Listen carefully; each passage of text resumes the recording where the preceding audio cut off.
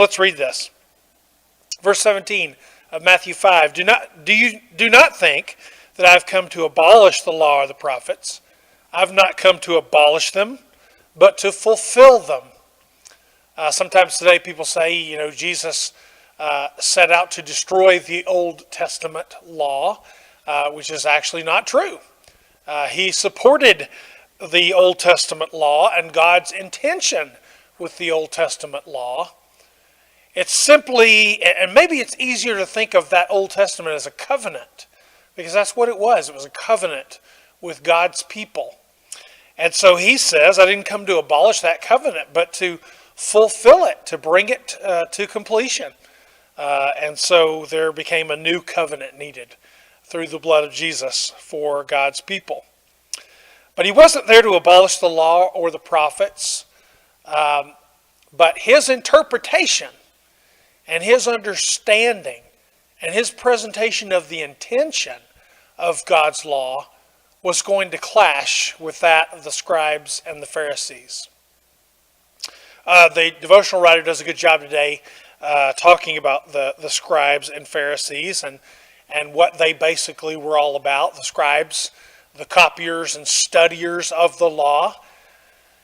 But it seems as if Jesus is saying in the context of this sermon and the rest of the Gospels that the scribes were counting not on relationship with God to have right standing before God, but their understandings of the law and their expertise in the law was what gave them right standing before God. And then you have the Pharisees, who Jesus goes after time and time again for having the outward show of religion, but not believing in inner righteousness, the right standing before God. So Jesus said, I haven't come to abolish the law or prophets, but to fulfill them. He says, truly I tell you, until heaven and earth disappear, not the smallest letter, not the least stroke of a pen, will by any means disappear from the law until everything is accomplished. Therefore, anyone who sets aside one of the least of these commands and teaches others accordingly will be called least in the kingdom of heaven. But whoever practices and teaches these commands will be called great in the kingdom of heaven. The first part of that verse, he's certainly going after some of the practices of the scribes and the Pharisees, setting aside certain commands to uphold their interpretations of the law of Moses. So Jesus is not going after the law of Moses. He's going after their use of the law and filling it full, fulfilling it with its true purpose and intention. And so that's why he goes into the next section talking about different aspects of life and how the law spoke to those things.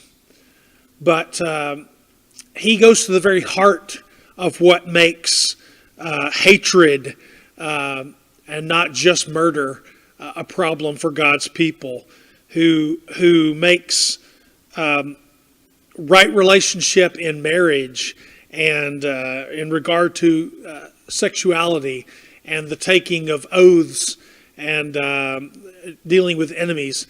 Certainly the law talks about all these things, but the scribes and Pharisees had boiled those things down to certain things that made it easy for them to fulfill the law. But Jesus comes along and does it perfectly, the things that he practices and teaches.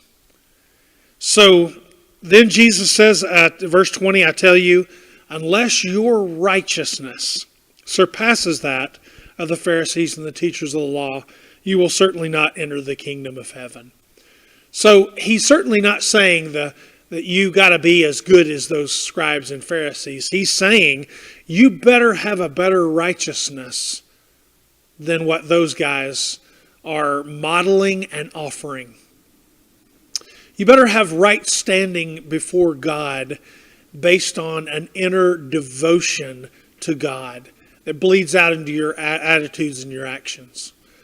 And certainly part of the thrust of the Sermon on the Mount is to let those know in that day and time that even the most devout among them falls far short of the glory of God and fulfillment of the law.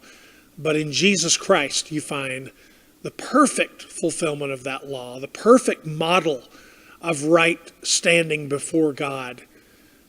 You and I can't be perfect like Jesus was perfect, but we can have the righteousness that Jesus offers through his death, burial, and resurrection. Right standing before God. That turns into the attempt to live in the right way and interpret God's words as faithfully as we can. We hope you have a wonderful weekend. We hope these thoughts have been helpful.